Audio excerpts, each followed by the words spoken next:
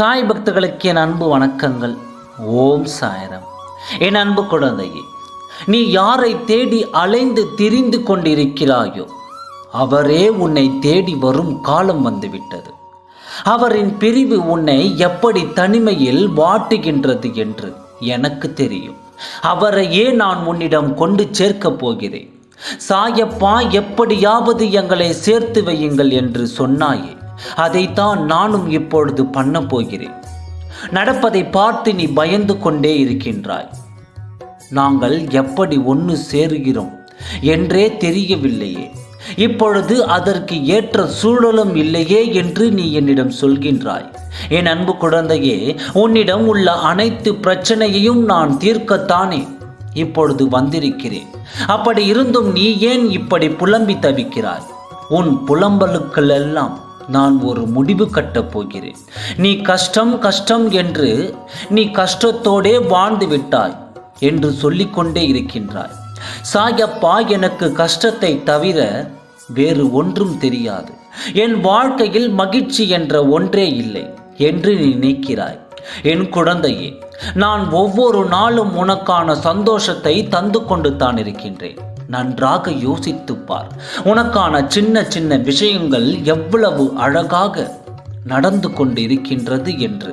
அப்படி இருந்தும் ஏன் இப்படி வேண்டாம் வெறுப்பாக பேசிக்கொண்டே இருக்கிறாய்?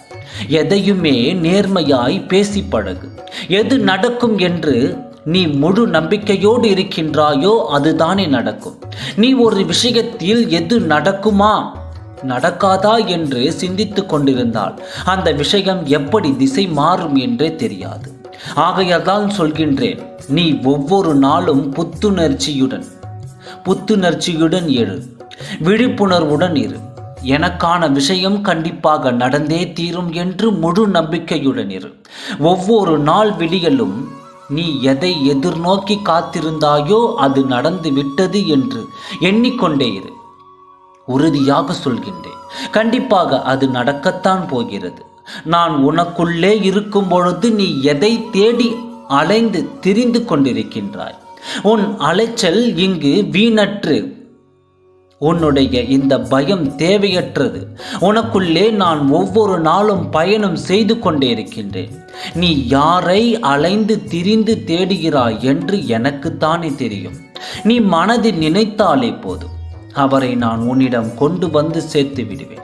பின் ஏன் இந்த குழப்பம் அடைகின்றாய் என்று எனக்கு தெரியவில்லை. உறுதியாக என் குழந்தைகளுக்கு நல்லது மட்டும்தான் நான் செய்வேன்.